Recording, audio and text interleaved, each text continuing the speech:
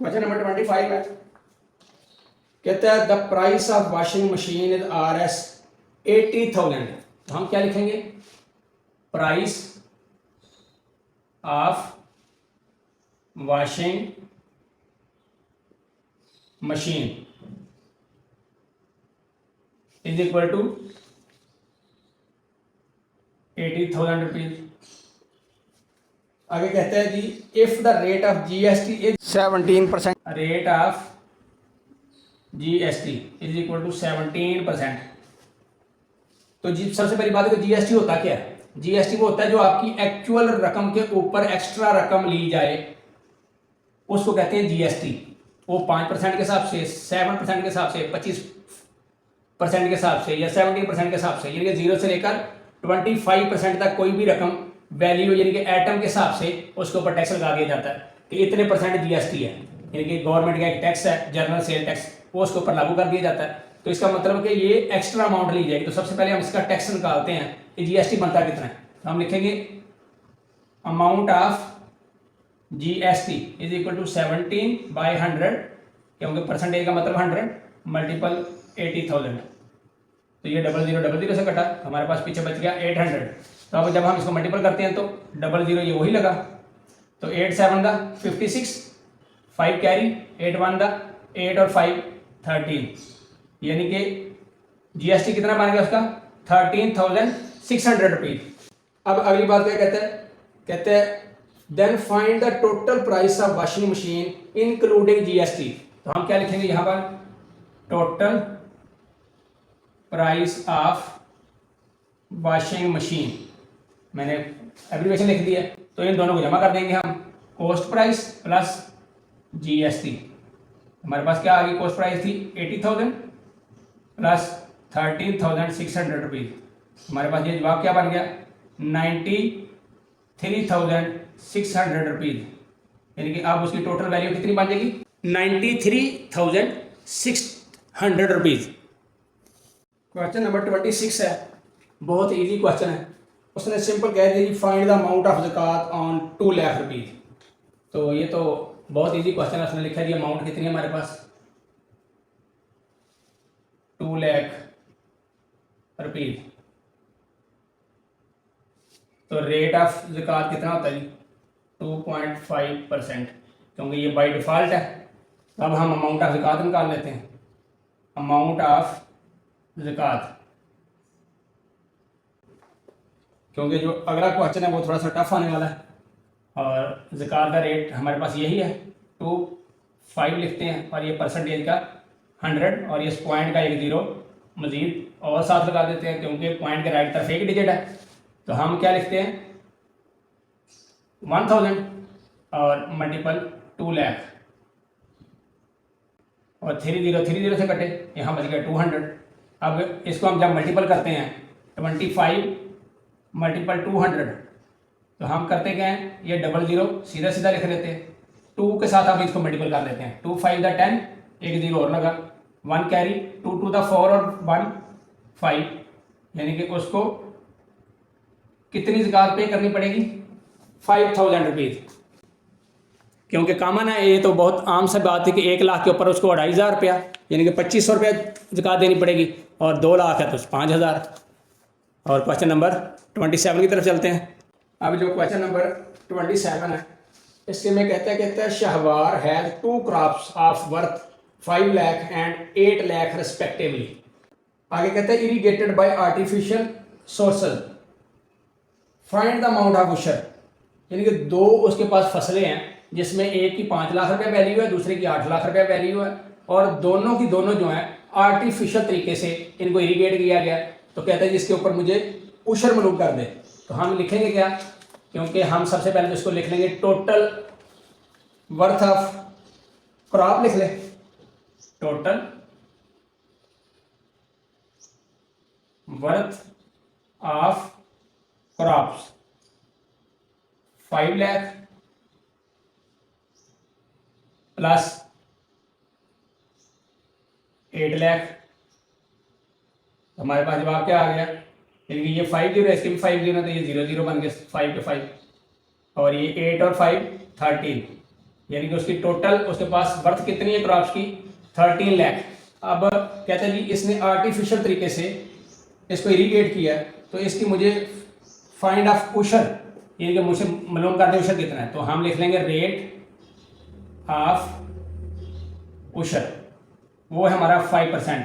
क्योंकि अगर natural sources से आप इरीगेट करें फसल को तो फिर आपको देना पड़ता है 10% उशर, और अगर आप खुद अपने पैसे लगाकर अपनी फसल को इरीगेट करें तो फिर आपको देना पड़ता है 5%, और उसको कहते हैं आर्टिफिशियल रिसोर्सेज, जो आप खुद पैसे देकर अपनी फसल इरीगेट करते हैं।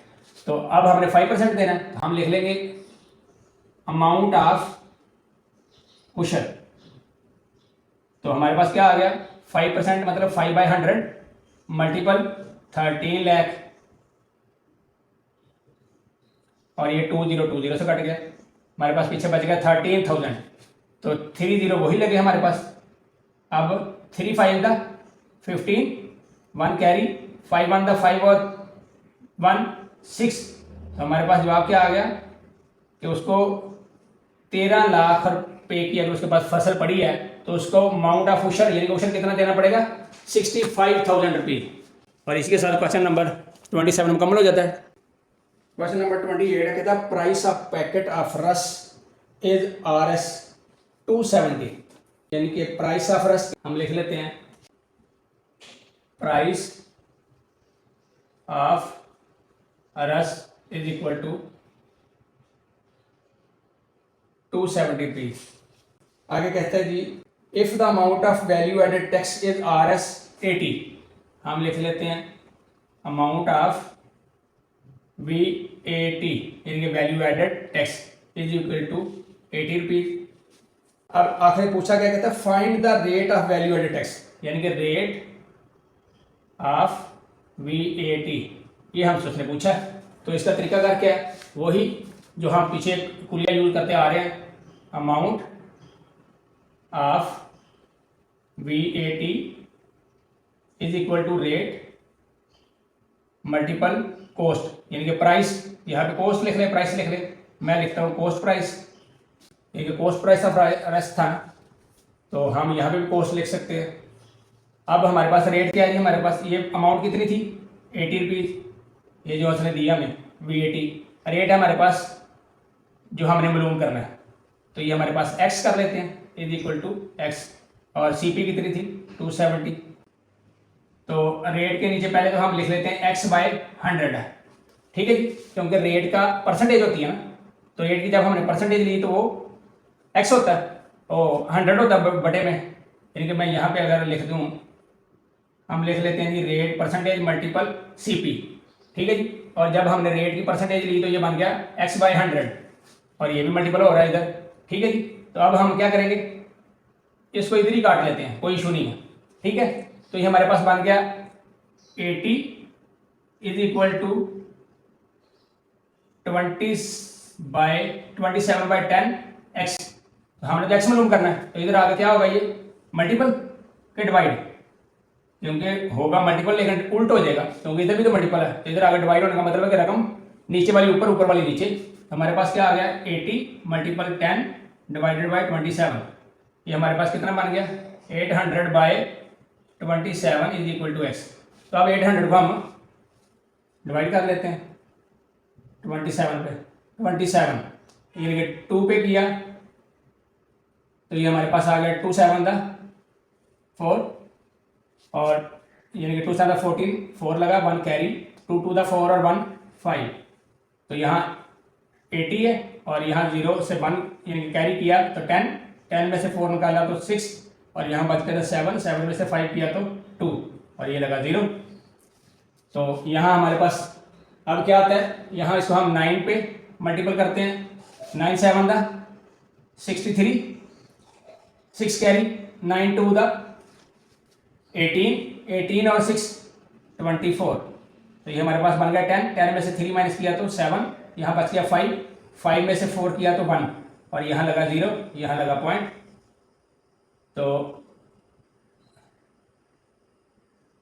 पॉइंट, और अब हमारे पास क्या आता है, इसको 6 पे मल्टीपल कर लेते हैं, 6 7 42, 4 कैरी, 6 टू द 12 और 4 16, और ये हमारे पास क्या आ गया 8, यहाँ लग गया। फिर वही काम शुरू हो जाएगा जैसे ये शुरू हुआ था 80 का, यानी कि 80 बना ना ये हमारे पास। तो अब अगेन 2 से यानी कि 54, तो यानी कि वही काम शुरू। तो हमारे पास जवाब क्या आ गया, वैल्यू क्या बनी, x इज इक्वल टू, यानी कि रेट जो बना हमारे पास, हम लिख देंगे अब यहाँ पर रेट इज इक्वल टू 29.6%, और अगर इसको हम राउंड ऑफ करें तो हम लिख देंगे, ये राउंड ऑफ के साइन है, हम लिख देंगे 30%। ये जवाब है। और इसके साथ क्वेश्चन नंबर 28 जो है ये मुकम्मल हो जाता है। 29 में कहता है find the square of the following natural number. ये हमें पार्ट 1 दिया उसने। पार्ट 1 में कहता है जी इसका स्क्वायर, पार्ट 2 में ये, पार्ट 3 ये और पार्ट 4 ये। तो हम आते हैं पार्ट 1 पे। तो स्क्वायर का मतलब क्या होता है 53 का स्क्वायर। तो अब हम इसको क्या लिखते हैं 53 मल्टीपल 53, 2 टाइम मल्टीपल करते हैं ना, तो यहीं पे कर देते हैं 53 53, 3 3 the 9, 3 5 the 15, 5 3 the 15, 1 carry, 5 5 the 25 और 1 26।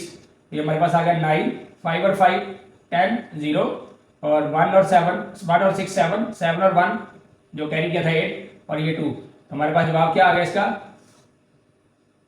हम इसको लिख देंगे 2809। ये हमारे पास जवाब है। 53 का स्क्वायर अगर लें तो ये हमारे पास जवाब आ जाता है 2809। अब आ जाते हैं सेकंड पार्ट पे। इसका भी वही तरीका कार, 69 का square is equal to 69 multiple 69। तो यहीं पे हम करेंगे इसके खाने में 69 69, 9 9 द 81, 8 कैरी, 9 6 द 50 4, और 8 62 मल्टीपल इनके क्रॉस, 6 9 द 60 54, 5 कैरी, 6 6 द 36 और 5 41। ये हमारे पास आ गया 1 2 और 4 6 6 और 1 7, और ये 4, यानी कि 47 61। तो हम लिख देंगे यहाँ पर 69 का स्क्वायर क्या होता है 47 61। ये हमारा जवाब है। और थर्ड पार्ट 288 है, यानी कि 288 का स्क्वायर। हमारे पास 288 मल्टीपल 288, हम 288 288, 8 8 द 64, 6 कैरी, 8 8 द 64 और 6 70, 7 कैरी, 8 2 द 16 और 7 23। अगेन वही 4 0 3 2, और 2 8 द 16, 1 कैरी, 2 8 द 16 और 1 7 17, 1 कैरी, 2 2 द 4 और 1 5। ये आया 4, और ये भी 4, और ये आ गया 3 और 6 9, और ये आ गया हमारे पास 7 और 3 10 और 2 12, 1 कैरी, और यहाँ पे 1 1 और 2 3 3 और 5 8। हमारे पास जवाब क्या आ गया 288 का स्क्वायर किसके बराबर होता है 82,944। यही इसका आंसर है। अब आ जाते हैं 500 पे। तो 500 का क्या होगा, ये तो बहुत इजी है, 500 मल्टीपल 500। तो मेरे करने का तरीका कार और है, क्योंकि हम ये ज़्यादा मल्टीपल के चक्कर में नहीं पड़ेंगे। हम लिखेंगे 2 0 ये है, 2 ये है, तो ये 4 0, और 5 5 का 25। हमारे पास वैल्यू क्या आ गई 2,50,000। तो हम लिख देंगे यहाँ पे 500 का अगर स्क्वायर लें तो हमारे पास वैल्यू क्या बनती है 2,50,000। इसी के साथ क्वेश्चन नंबर 29 मुकम्मल हो जाता है। Question number 30। क्वेश्चन नंबर 30 में कहता है कि चेक करें कि जो जो फॉलोइंग चीज़ें हैं 4, इसमें से कौन सा परफेक्ट स्क्वायर है और कौन सा नहीं है। यानी सिंपल यही बताना हमने यस नो में कि कौन सा परफेक्ट स्क्वायर है और कौन सा नहीं है। तो तरीका करके है हमारा इसको चेक करने का। तो हम इसको इसका फैक्टराइजेशन करते हैं 4 4 1, क्योंकि ये ऑड नंबर है तो ऑड नंबर सबसे पहले 3 होता है। 3 पे चेक करना है हमने कि ये आता है कि नहीं। तो इसका तरीका कार है कि सबको जमा कर लो, 4 और 4 4 और 4 8 और 1 जमा किया तो 9, तो 9 3 के टेबल पे आता है। तो इसका मतलब ये 3 पे डिवाइड होगा। 3 वन द 3, 1 कैरी किया तो बन गया 14, 3 4 द 12 और 2 कैरी किया तो बन गया 24 और 21, 3 7 द 21 अगेन 3 पे, क्योंकि 1 और 4 5, 5 और 7 12, तो 12 3 के टेबल पे आता है। 3 4 द 12, 2 हमने कैरी किया तो बन गया 27, यानी कि 14 में से 12 माइनस किया तो 2 बचा ना, तो 2 कैरी किया तो 27, 3 9 द 27 और 49 जो है ये 7 पे जाता है, तो अगेन 7। अगर यहीं पे आपने चेक कर लेना कि ये अगर पेयर पेयर बन रहे हो तो इसका मतलब है ये कि स्क्वायर, ये परफेक्ट स्क्वायर है। अगर कोई पेयर ना बन रहा हो तो इसका मतलब वो परफेक्ट स्क्वायर नहीं है, तो हम सिंपल लिख देंगे यस, ये जवाब है इसका। अब इस पे आ जाते हैं, सॉरी 2 पे, तो इसको करते हैं 5 7 2 और ये इवन नंबर है तो 2 पे, 2 2 द 4, 1 कैरी किया क्योंकि 5 में से 4 निकला तो 1 बचा, तो 5 1 17, तो 2 8 द 16, अगेन 1 बचा तो 1 गया 12, 2 6 द 12 और अगेन 2 पे, 2 1 द 2, 2 4 द 8 और 2 3 द 6। अब ये देखें कि ये 1 4 3 बन गया, तो 1 4 3 किस पे जाता है, ये अपने अलावा किसी के टेबल पे भी नहीं जाएगा, ठीक है। तो हम लिख देते हैं 1 4 3, तो 1, क्योंकि ये देखिए ये अब हमारा परफेक्ट, यहाँ पे हमारे पास पेयर नहीं बन रहा, तो इसलिए हम इसको क्या कहेंगे कि ये जो है ये परफेक्ट स्क्वायर नहीं है, हम लिख देंगे नो। अब इसी तरह इस पे आ जाते हैं 4 2 5, ये इवन नंबर है क्या ऑड नंबर है, ऑड है, तो ऑड को हम सबसे पहले चेक करते हैं कि ये 3 पे जाता है कि नहीं जाता, क्योंकि 6 और 2 4 और 2 6, 6 और 5 11, ये 3 के टेबल पे नहीं आता, तो हम ले लेते हैं 5 पे, 5 8 द 40, 2 रिमाइंडर बचा तो बन गया 25 और 5 5 द 25, अगेन 5 पे, 5 1 द 5, 3 रिमाइंडर बचा, यानी कि 8 में से 5 निकला तो 3 बचा, ये बन गया 35, 5 7 द 35, तो ये 7 यानी कि 17 बना, यहाँ 1, तो ये भी पेयर नहीं बना, एक पेयर बना और ये भी सिंगल, तो इसका मतलब है ये भी नो। जिसका भी पेयर बनता जाए प्रॉपर, इसको हम कहते हैं वो परफेक्ट स्क्वायर है। जिसका पेयर खत्म हो जाए, पेयर ना बने, हम उसको कहते हैं ये प्रॉपर स्क्वायर नहीं है, नो या परफेक्ट स्क्वायर नहीं है। तो अब हम इसके पे आ जाते हैं 3 2 5, तो हम सबसे पहले इसको चेक करेंगे कि ये 3 पे जाता है कि नहीं। 3 और 2 5 5 और 5 10, ये 3 पे नहीं जाता, तो इसका मतलब ये 5 पे जाएगा, क्योंकि इसका लास्ट डिजिट 5 है। 5 6 द 30 और ये 2 है, ये जाता नहीं तो यहाँ लगा 0, ये बन गया 25, तो 5 5 द 25, अगेन 5 पे, तो ये हमारे पास क्या बचा 5 1 द 5, 1 कैरी किया इसके साथ, तो ये बन गया 2, तो ये हमारे पास आ गया, सॉरी 10 बन गया, तो 5 2 द 10 और ये पीछे 5 1 द 5, तो ये हमारे पास रकम क्या बनी 121, तो ये हमारे पास किस पे जाएगा 1 पे और 11 पे, तो 11 11 द 21 11, यानी कि ये देखिए ये भी पेयर बन गया और ये भी पेयर बन गया। तो अगर ये दोनों पेयर बन जाते हैं तो इसका मतलब है कि ये परफेक्ट स्क्वायर है, ये यस है, क्योंकि पहला और आखिरी परफेक्ट स्क्वायर थे, सेकंड और थर्ड जो है ये परफेक्ट स्क्वायर नहीं है। तो इसी के साथ क्वेश्चन नंबर 30 जो है ये मुकम्मल हो जाता है। क्वेश्चन नंबर 31 में उसने कहा है find the square root by factorisation. तो हमने इसकी स्क्वायर रूट मालूम करनी है, तो सबसे पहले हम इसकी फैक्टराइजेशन करते हैं।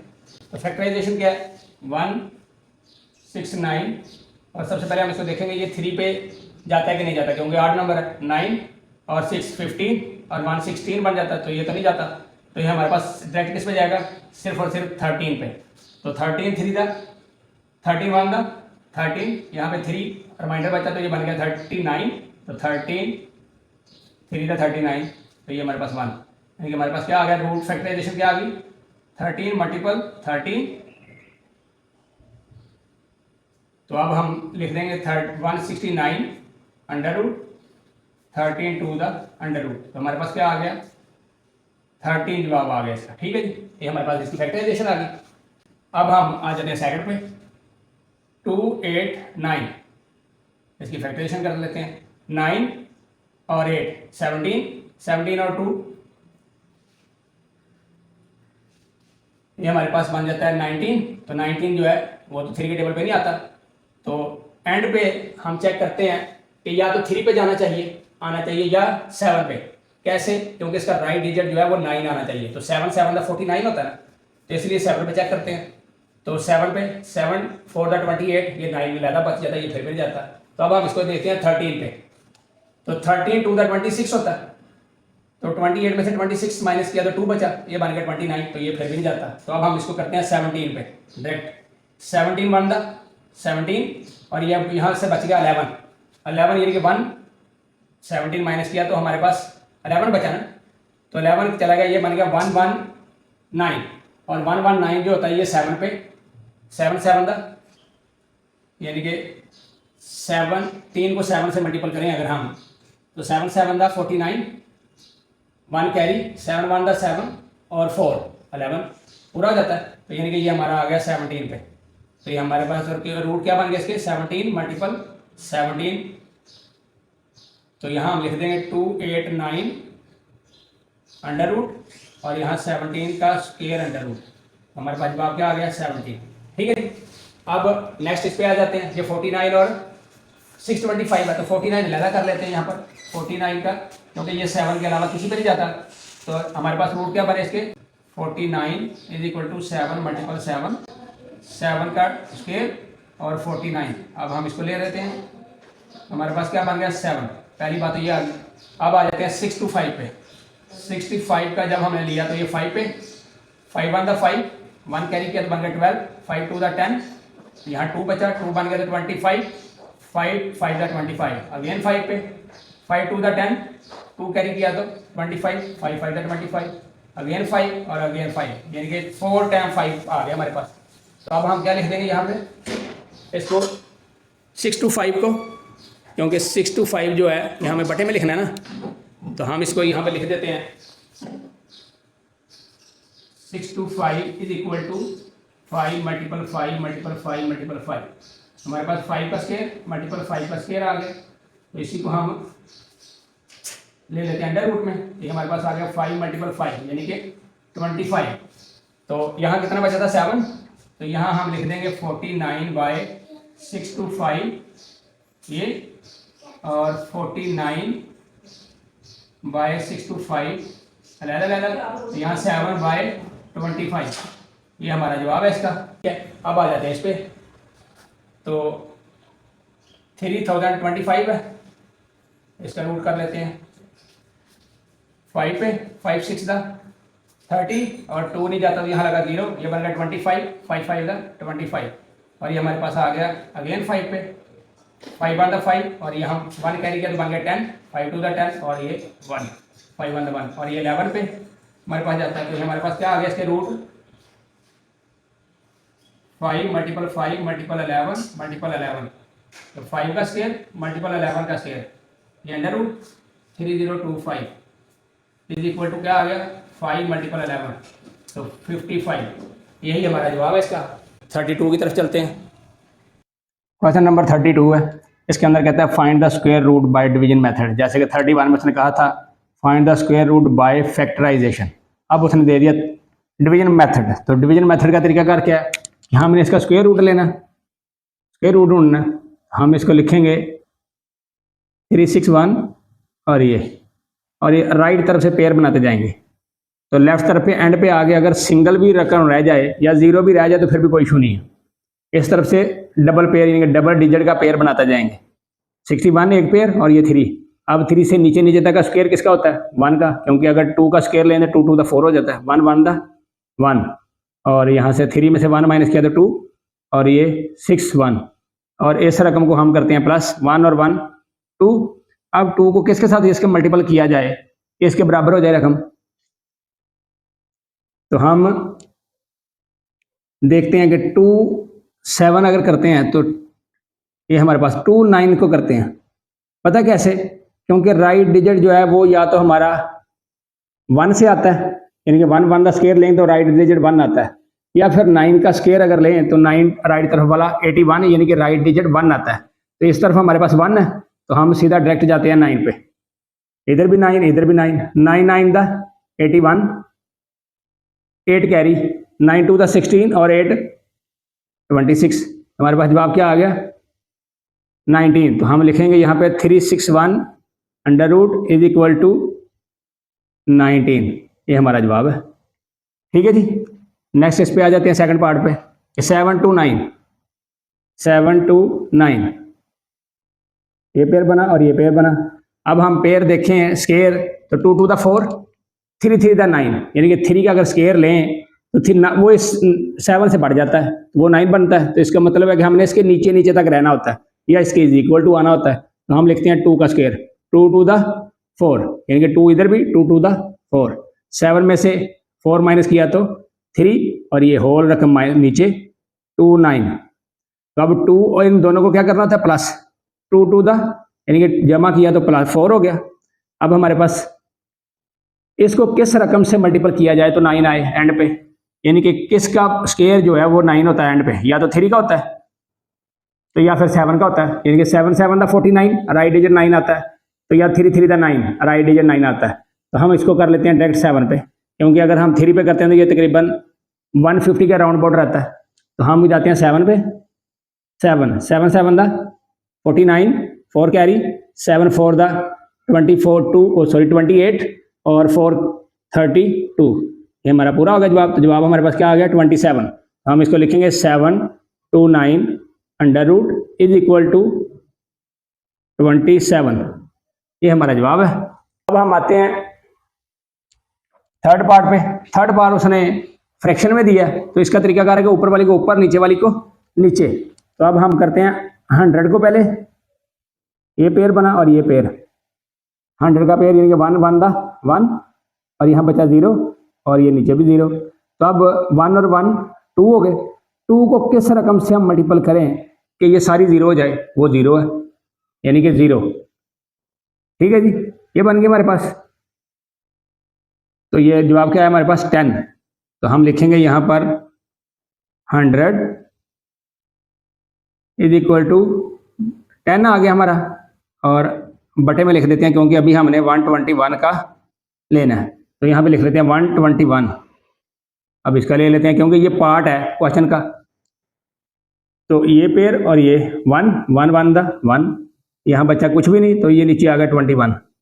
अब ये बना 2 और 2 सॉरी 1 और 1 2, तो इसको किससे मल्टीपल करें तो 21 हो जाए 1 से, क्योंकि 21 1 द 21। तो हमारे पास जवाब क्या आ गया 11। तो हम नीचे लिख देंगे क्या 11। तो अब हम इसको इकट्ठा भी लिख सकते हैं ऐसे 100 बाय 121 ऐसे, और इसको 10 बाय 11, यही हमारा जवाब है। नेक्स्ट इस पे आ जाते हैं क्योंकि इसके उसने पॉइंट दिया ना। तो पॉइंट का तरीकाकार क्या होता है, या तो इसको इसके नीचे 100 लिख लें, तो या फिर इसी को सीधा कर लें। तो हम बजाय 100 लिखने के हम पॉइंट को ही 100 रखते हैं 6.76, यानी कि एक पेयर ये और एक पेयर ये। तो हमारा पास किस पे था 2 to the 4, क्योंकि अगर 3 3 तक करें तो वो 9 हो जाता है। तो ये हमारे पास आ गया 2.76। तो 2 और 2 4। अब इस पॉइंट को आपने जेन में भी नहीं रखना क्योंकि यहाँ पे हमारा पॉइंट लग गया। ठीक है जी, अब ये समझ लीजिए 276 है, तो किस से मल्टीपल करें तो ये राइट डिजिट 6 आता है, यानी कि 3 दो ऐसी चीजें हैं जिनका राइट डिजिट 6 आता है, या तो 6 6 दा 36 होता है यानी कि राइट डिजिट 6, या फिर 4 4 दा 16 राइट डिजिट 6 आता है। तो हम इसको करते हैं 6 से। तो 6 6 दा 36, 3 कैरी 6 4 दा 24 और 3 27, यही हमारे पास जवाब है। और ये जवाब आ गया हमारे पास। हम इसको लिख देंगे 6.76 अंडर रूट में, और यहाँ पे आ गया 2.6 जवाब, यही हमारा जवाब है। और इसी के साथ क्वेश्चन नंबर 32 जो है ये मुकम्मल हो जाता है। क्वेश्चन नंबर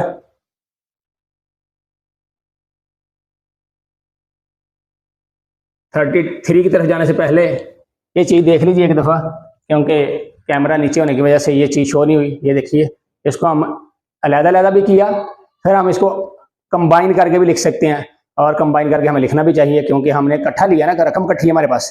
तो ये लिख दिया हमारे पास, ये जवाब है 10/11। ठीक है जी। क्वेश्चन नंबर 33 है कि Huriya has a square shaped mat with an area of 289 square centimetre.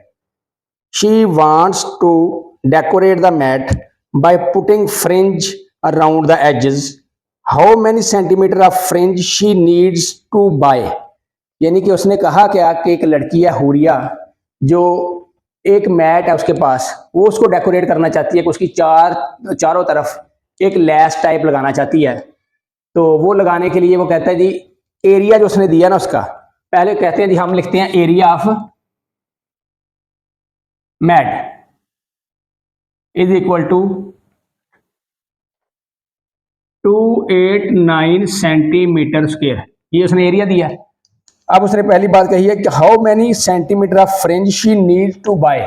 पहली बात तो ये है कि हमें सबसे पहले तो इसकी लेंथ मालूम करनी होगी ना मैट की, एक तरफ वाली, क्योंकि स्क्वायर शेप है ना इसकी। तो जब हम इसकी एक मैच साइड लेंथ मालूम कर लेंगे तो हमें समझ आ जाएगी कि ये हमें कितना फ्रिंज जो है वो, कितनी लैस जो है वो खरीदनी पड़ेगी। तो हम क्या करते हैं, अब लेंथ ऑफ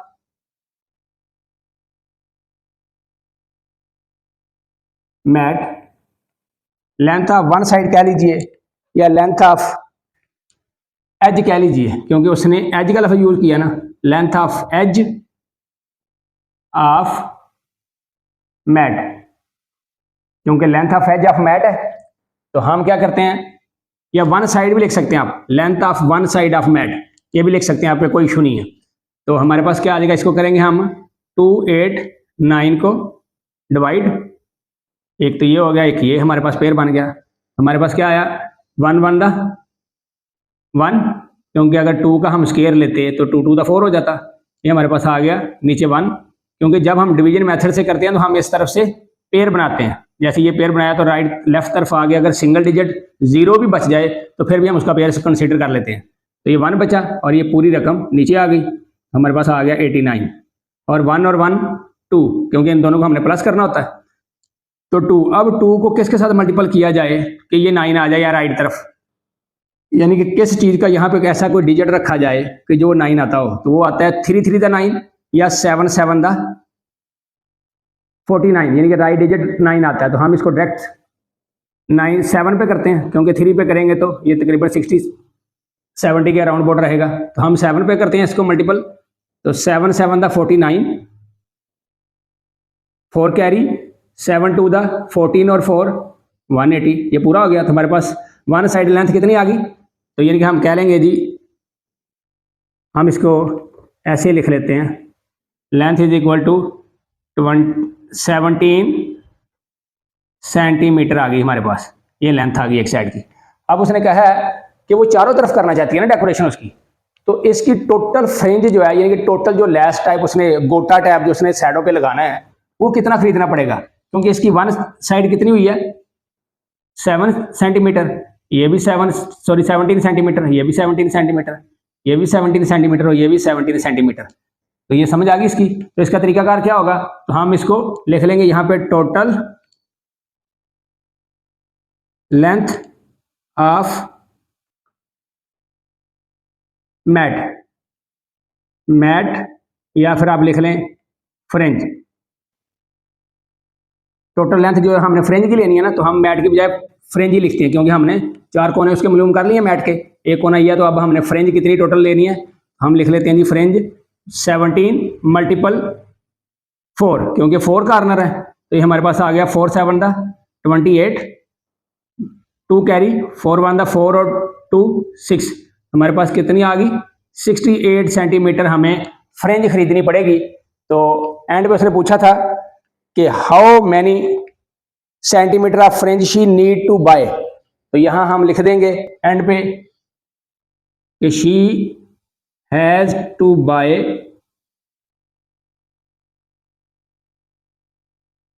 68 सेंटीमीटर फ्रिंज, यानी कि ये जवाब है हमारा, क्योंकि मैथ का जो जवाब है ना, मैथ का यानी कि जो बुक के ऊपर आंसर है वो 17 सेंटीमीटर तक है, जो कि गलत है। कैसे गलत है, क्योंकि उन्होंने आगे सॉल्व भी नहीं किया, उन्होंने यहाँ तक इसको मुकम्मल कर दिया, जबकि उसने पूछा, क्लियर पूछा है कि how many centimetre of fringe she need to buy, क्योंकि वो जो डेकोरेट करना चाहती है उसके पीछे अगर देखें तो वो कहती है she wants to decorate the mat by putting fringe around the edges, यानी कि चारों तरफ लगाना चाहती है वो। तो हम क्या करेंगे इसको, क्योंकि हमें चारों तरफ जब उसको एंजेस पे लगानी पड़ेगी तो कितनी खरीदनी पड़ेगी उसको? 68। ये वाला जवाब जो है ये ठीक नहीं है, जवाब है 68 सेंटीमीटर। क्वेश्चन नंबर 34 में कहता है what is the length of side of a square having a area 441 square metre. यानी कि कोई एक स्क्वायर शेप एरिया है उसके पास, वो कहता है उसका एरिया कितना है? 441 1 मीटर स्क्वायर। तो हम लिख लेंगे पहले यहीं पे area of square is 441 metre square. तो हम क्या लिखेंगे? उसने पूछा है जो है length of one side of square, यानी कि ये स्क्वायर है ना, तो कहता है ये इसका एरिया कितना है? 441 मीटर स्क्वायर। तो कहता है इसका एक साइड बताओ लेंथ, ये 4 लेंथ है ना, एक साइड बताओ इसकी। तो तरीकाकार क्या होगा? अब हमने सोल्यूशन की तरफ जाना है तो हम लिखेंगे 441, इसको ले लेंगे डिवीजन मेथड में, ये यानी कि एक पेयर ये बना एक पेयर ये बना। तो हम क्योंकि ये 4 है तो 2 टू द 4, ये क्लियर हो जाता है यहाँ पे। अब ये 4 यहाँ 0 बचा तो ये आ गया हमारे पास 41। तो यहाँ पे 2 और 2 क्या बना? 4, क्योंकि इसको हमने प्लस करना होता है। तो अब हम इसको कितने में मल्टीपल करेंगे? ये पूरा हो जाता है 1 पे, यहाँ पे भी 1 लगा, यहाँ पे भी 1, 41 1 द 41 पूरा हो गया। तो हमारे पास जवाब क्या आ गया? 21 मीटर, 21 मीटर। तो लेंथ ऑफ वन साइड जो है वो कितनी है? 21 मीटर। तो हम लिख देंगे simple length of one side of square is 21 metre. यही हमारा जवाब है।